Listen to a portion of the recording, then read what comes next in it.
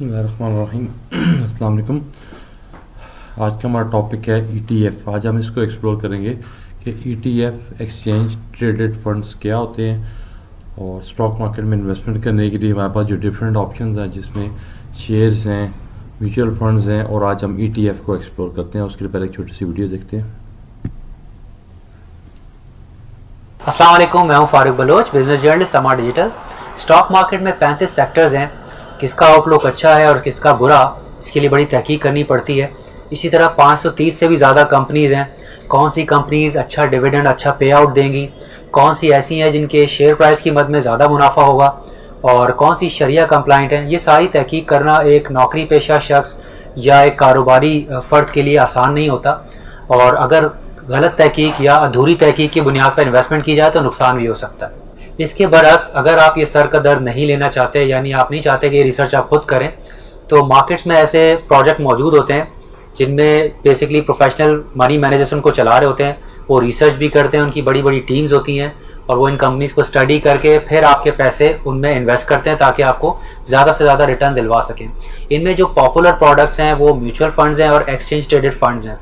Mutual funds पे हम पास में काफ़ी वीडियो कर चुके हैं, तो आज एक्सचेंज ट्रेडेड फंड पे फोकस करेंगे क्योंकि इसके लिए बहुत सारी हमें रिक्वेस्ट भी आई थी और दुनिया भर में अब एक्सचेंज ट्रेडेड फंड्स की तरफ जो है वो रुझान भी बढ़ता जा रहा है। इस पर बात करने के लिए मेरे साथ मौजूद हैं मोहम्मद असद, जो कि चीफ इन्वेस्टमेंट ऑफिसर हैं अलमीज़ान इन्वेस्टमेंट मैनेजमेंट के। पाकिस्तान की सबसे बड़ी एसेट मैनेजमेंट कंपनी है, 173 अरब से ज़्यादा के एसेट मैनेज कर रही है। सर, पहले तो ये बताएं कि एक्सचेंज ट्रेडेड फंड होता क्या है? एक्सचेंज ट्रेडेड फंड एक शेयर्स की तरह है। जैसे आप शेयर्स मार्केट में परचेज और सेल करते हैं, इसी तरह ETF एक यूनिट या शेयर है। सिर्फ इसमें इन काइंड कंसिडरेशन होती है, यूनिट्स की बेसिकली अलॉटमेंट होती है, और ये इंट्राडे सेम डे मार्केट में अगर ऊपर नीचे फ्लक्चुएशन हो तो इन्वेस्टर उसका फायदा उठाकर परचेज और सेल कर सकता है। ETF के अंदर एक शेयर्स जो मार्केट में ट्रेड हो रहा है, मार्केट उसकी फोर्सेस जो है वो उसकी बेसिकली वैल्यू डिटरमिन कर रही है, और मार्केट के हिसाब से जैसे आप OGDC, PPL, PSO, हपको ये शेयर्स ट्रेड हो रहे हैं, इसी तरह एक ETF जो है वो ट्रेड हो सकता है। अच्छा सर, मैं कंपनीज के शेयर्स डायरेक्टली भी जाके बाय कर सकता हूँ, सेल कर सकता हूँ ब्रोकर के थ्रू, और मेरे पास म्यूचुअल फंड का भी ऑप्शन मौजूद है। तो एक्सचेंज ट्रेडेड फंड से मुझे ऐसा क्या फ़ायदा है कि मैं यहाँ पे जाऊँ? मतलब किन लोगों के लिए ये प्रोडक्ट? इसमें आपको वाजे कर दूं कि बज़ाहिर तो ये एक शेयर है, लेकिन इसके ज़रिए आप फॉर एग्जांपल जो हमारी बास्केट है मीज़ान ETF की, तकरीबन 12 स्क्रिप्ट्स हैं। तो बेसिकली ये जो इंडेक्स की बास्केट है KSE मीज़ान इंडेक्स, उस बास्केट का एक्सपोजर लेने के लिए या ये 12 स्क्रिप्ट्स एक साथ वन गो में आप इसका एक्सपोजर लेने के लिए, इंडेक्स की बास्केट का एक्सपोजर लेने के लिए आप स्टॉक मार्केट में ETF के जरिए बहुत आसानी से मार्केट में ट्रेड कर सकते हैं। और आपको इसमें सबसे बड़ा बेनिफिट ये है कि आप 12 स्क्रिप्ट्स लेने जाएंगे या बास्केट लेने जाएंगे तो इसमें बेसिकली ब्रोकरेज की कॉस्ट, इम्पैक्ट कॉस्ट, मार्केट की कॉस्ट, उसमें टाइम लग जाता है, रेट्स की फ्लक्चुएशन होती है। यहाँ आपको वन गो में विद एम्पल लिक्विडिटी आप आराम से परचेज और सेल कर सकते हैं। अगर मैं गलत नहीं समझाऊँ तो यानी मैं इन 12 कंपनीज के शेयर अलग अलग खरीदूँ और ऑब्वियसली इस पर जो मुझे फ़ी देनी है ब्रोकरेज की, उसकी निस्बत अगर मैं एक ETF में जाके उसके यूनिट खरीद लूँ जो कि इन्हीं सबको ट्रैक कर रहा है, तो मुझे सस्ता भी पड़ेगा क्लास से। जी बिल्कुल, बिल्कुल सही है आपकी अंडरस्टैंडिंग। अच्छा, ये जो आपकी कंपनीज़ हैं जो इंडेक्स के अंदर शामिल हैं, जो बास्केट की कंपनीज़ हैं, उनके आप अगर नाम बताना चाहें कि ये कौन सी कंपनीज़ हैं, साथ ही ये भी बता दें कि ये कंपनीज़ क्यों चुनी है आपने? ये हमने कोशिश की कि मैक्सिमम डाइवर्सिफिकेशन हमें मेरे एक इन्वेस्टर के लिए। इसमें बेसिकली हमने ये किया कि डिफरेंट सेक्टर्स, डिफरेंट कंपनीज को हमने बैक ट्रैकिंग की, और ये बैक ट्रैकिंग की तकरीबन आप समझ लें कि पिछले 10 साल के उस पर। तो इससे मार्केट के अप्स एंड डाउन्स दोनों साइकिल शामिल है। इसको हमने बैक ट्रैक किया और हमने ये निकाला ऐसे स्क्रिप्ट्स और ऐसा एक्सपोजर बास्केट ऐसी तैयार हो कि जिसमें इन्वेस्टर का रिटर्न जो है वो काफी बेहतर हो। उसमें oil exploration companies, oil marketing companies, cement, आपको मालूम है कि आजकल कंस्ट्रक्शन के ऊपर गवर्नमेंट ने स्पेशली ये कोविड के हालात में पैकेज दिया है, तो सीमेंट के सेक्टर्स को हमने वेटेज दी। फिर इसके अलावा हमने फार्मा का रखा एक्सपोजर, क्योंकि करेंसी पाकिस्तान की आपको पता है कि थोड़ी सी स्टेबिलिटी आई है। इसके अलावा हमने फूड एंड सेक्टर रखा, स्टील सेक्टर इंजीनियरिंग की फॉर्म में रखा, तो यह और फर्टिलाइजर रखा। ये हमने मेजर सेक्टर्स रखे जो एक्टिव सेक्टर्स हैं, लिक्विड हो और इन्वेस्टर्स की जिसमें ग्रोथ अपॉर्चुनिटीज हो और डिविडेंड यील्ड भी हो। पाकिस्तान में अगर आप थोड़ा सा डेटा देखें तो वॉल्यूम काफ़ी कम है और अगर आप जो एसेट अंडर मैनेजमेंट है ETFs के वो भी देखें तो इतने ज़्यादा नहीं है, क्यों क्लिक नहीं कर पा रहा है? आपको लग रहा है कि लोगों का रुझान नहीं है, अवेयरनेस नहीं है, क्या वजह है? पाकिस्तान में ETFs का वो टेक ऑफ क्यों नहीं नज़र आ रहा? देखें, ये तो पहला साल है अभी। ये इस महीने हमें 8 महीने हो जाएंगे ETF लॉन्च किए हुए, और इसके लिहाज से आप अगर वॉल्यूम देखेंगे, डेली वॉल्यूम एवरेज कोई तकरीबन 40,000 से 50,000 ETF के यूनिट्स या शेयर्स डेली ट्रेड होते हैं।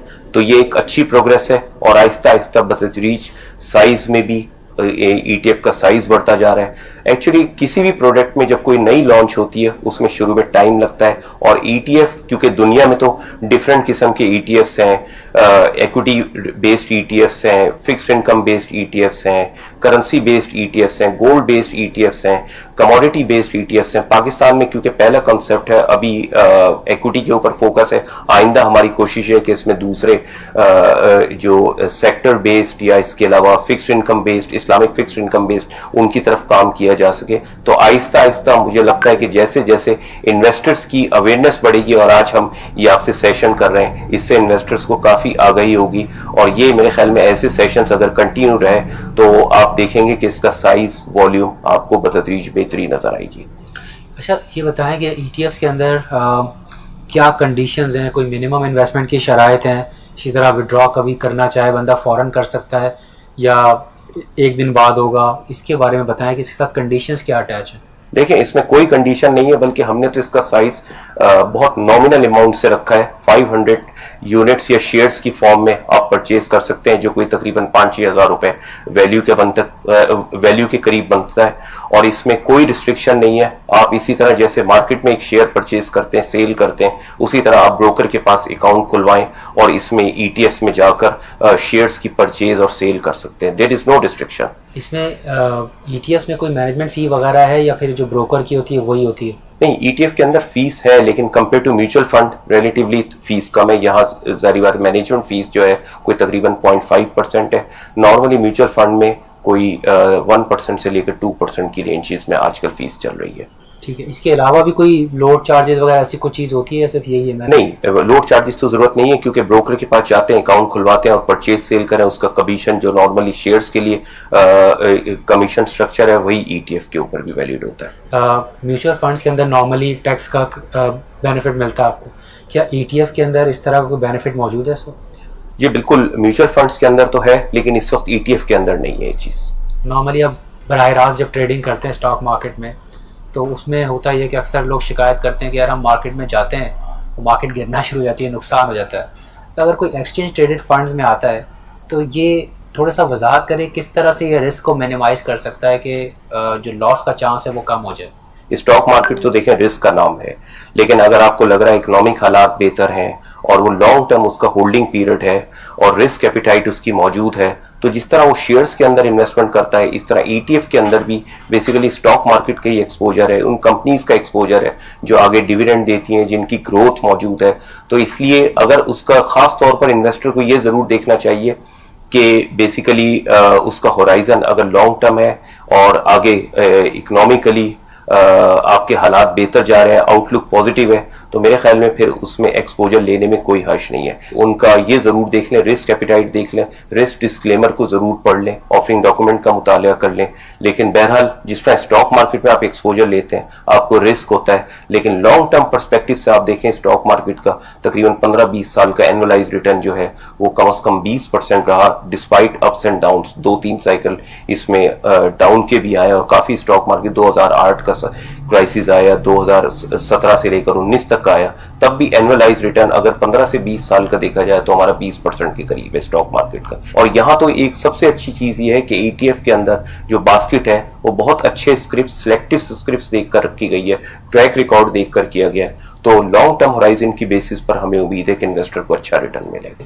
अगले 6 माह में या 1 साल में चीजें किस तरफ जा रही हैं और आउटलुक कैसा है हमारी मईशत का? पाकिस्तान की स्टॉक मार्केट जो 2018-19 में वॉलेटाइल रही, लीन रही, डाउनवर्ड रही खास तौर पर, लेकिन अब पिछले 1 साल में आपने देखा है कि रिकवरी हुई है और अब आप आपको जैसा नजर आ रहा होगा, इकोनॉमिक इंडिकेटर्स हमारे पॉजिटिव डायरेक्शन में मूव कर रहे हैं और यही चीज हमारी स्टॉक मार्केट को भी ड्राइव कर रही है और मेरे ख्याल में इन्वेस्टर्स के लिए बहुत अच्छा टाइम है कि इसके अंदर इन्वेस्ट करें। थैंक यू असद साहब। आप चीफ इन्वेस्टमेंट ऑफिसर हैं अलमीज़ान इन्वेस्टमेंट मैनेजमेंट के, हमारे इस वीडियो के पब्लिशिंग पार्टनर भी हैं। इस वीडियो का मकसद आपकी आगाही है ताकि एक्सचेंज ट्रेडेड फंड जो हैं वो आपको समझ में आ जाएं, और इसका हरगिज़ ये मतलब नहीं है कि आप इसको मशवरा समझ लें और अपने तौर पर जो भी हमने इन्फॉर्मेशन दी उसकी आप तस्दीक कर लें किसी भी किस्म की इन्वेस्टमेंट करने से पहले। और इस वीडियो के हवाले से जो आपका फीडबैक है वो हमें कमेंट्स, शेयर और लाइक्स की सूरत में दे सकते हैं। आपसे दोबारा जल्द मुलाकात होगी। अपना ख्याल रखिएगा। अल्लाह हाफिज़। एक्सचेंज ट्रेड फंड में सरमाकारी में मार्केट के खतरात दरपेश हो सकते हैं। मार्केट की सूरत हाल की बुनियाद पर यूनिट्स का नैव ऊपर नीचे हो सकता है। सरमाकारों को उनके अपने मफाद में आगाह किया जाता है कि सरमाकारी के बारे में कोई भी फैसला करने से पहले पेशकश के मुंदरजात को मुकम्मल तवज्जो से पढ़ लें। खुसूसन क्लॉज 2 में दर्ज सरमाकारी के तरीके अमल को, क्लॉज 2.7 में दर्ज मुतवक्के खतरात को, क्लॉज 8 में दर्ज टेक्नीशियंस की पॉलिसीज को और क्लॉज 10 में दर्ज इंतबा को फंड कैटेगरी इस्लाम। जी, तो ये था some brief introduction about Al Meezan ETF funds. Hopefully जिन लोगों को अभी तक आइडिया नहीं है कि ETFs क्या होते हैं और ये कैसे बनते हैं, कैसे वर्क करते हैं, तो उनके लिए कंपैरेटिवली एक बेटर अंडरस्टैंडिंग के साथ आप ETF basically it's a hybrid form of shares and mutual funds. जब म्यूचुअल फंड्स इंट्रोड्यूस हुए तो म्यूचुअल फंड्स की एक लिमिटेशन है कि म्यूचुअल फंड्स को डायरेक्टली आप मार्केट के अंदर ट्रेड नहीं कर सकते, यानी थ्रू म्यूचुअल फंड्स एक फंड मैनेजर के थ्रू तो आप इन्वेस्ट कर सकते हैं लेकिन आपके अपने हाथ में डायरेक्ट कंट्रोल नहीं होता। तो वो लोग जो कि शेयर मार्केट में डायरेक्टली खुद काम करना चाह रहे हैं और दे वांट कि हम खुद जो है डे टू डे बेस पे ट्रेडिंग करें, तो ये सॉर्ट ऑफ एक मिक्स्ड प्रोडक्ट है ऑफ इक्विटी के भी फीचर इसमें हैं और म्यूचुअल फंड्स के भी हैं, और आपको एक बास्केट ऑफ शेयर्स मिल जाती है और आप सपोज जस्ट जिस तरह इन्होंने 500 यूनिट्स इकट्ठे एट ए टाइम आप ले सकते हैं और उसकी करंट प्राइस अगर 20 रुपीज़ है तो 10,000 रुपीज़ के एक्सपोजर से आप एट ए टाइम 12 कंपनीज़ के शेयर में आपके पैसे इन्वेस्ट हो रहे होते हैं, और ऑब्वियसली फिर आपका रिस्क बहुत ज़्यादा डिवाइड हो जाता है और बहुत डाइवर्सिफाइड वे में आपकी इन्वेस्टमेंट जो है वो यूटिलाइज हो रही है। और ये 12 कंपनीज कौन है, इनकी सिलेक्शन करते हुए डेफिनेटली प्रोफेशनल्स ने, जिस तरह यहाँ पे अलमीज़ान के ऑफिसर ने बताया कि पिछले एक लॉन्ग टर्म की मोर देन 10 ईयर्स की हिस्ट्री इन कंपनीज़ की देखी गई, जिसकी बेस पे इनको सेलेक्ट करके, तो यानी मोस्टली आर द या शायद हम कह सकें सारी सारी ब्लू चिप कंपनीज़ हैं जिनमें over the period of time या यानी ओवरनाइट कोई मार्केट क्रैश भी हो जाए, क्योंकि मार्केट क्रैश होने में भी एक दिन में मैक्सिमम 10% तक का अपर कैप और लोअर कैप बोथ साइड्स में लगता है। तो ऐसा नहीं है कि और आपकी इन्वेस्टमेंट जो है वो स्ट्रेट अवे वॉश आउट हो जाएगी। तो इसलिए हम पेनी स्टॉक्स को रिकमेंड नहीं करते, और जब आप म्यूचुअल फंड्स के थ्रू आते हैं स्पेशली अलमीज़ान के म्यूचुअल फंड और ETF के थ्रू, तो आपका पैसा एक अच्छी जगह पे रिस्क फ्री वे में लग रहा होता है। दो के इक्विटी मार्केट के अंदर रिस्क तो डेफिनेटली है, but higher the risk higher the return वाली फिलॉसफी है। लेकिन जब आप म्यूचुअल फंड्स और ETF के थ्रू आते हैं तो you can be rest assured कि आपका पैसा जो है वो डूबने के ख़तरे से बहुत ज़्यादा दूर है, और इसमें आपको ज़्यादा कुछ करने की ज़रूरत नहीं है। मैनेजमेंट फ़ी भी कम है, चूँकि फ़ंड मैनेजर इसमें बहुत ज़्यादा खुद अपनी इन्वॉल्वमेंट नहीं कर रहे होते हैं डायरेक्टली, सिर्फ उन्होंने एक बास्केट ऑफ शेयर्स चूज़ करके सेलेक्ट कर दी है, और अब आप जो भी पैसा इन्वेस्ट करेंगे वो डेली बेस के ऊपर आप उसके मूवमेंट भी आप ट्रैक कर सकते हैं। तो उसको फर्दर समझने के लिए आप डेली बेस पे स्टॉक मार्केट की वेबसाइट पे जाके मीज़ान ETF, जिसका सिंबल MZNP ETF है, मीज़ान पाकिस्तान एक्सचेंज ट्रेडेड फंड्स।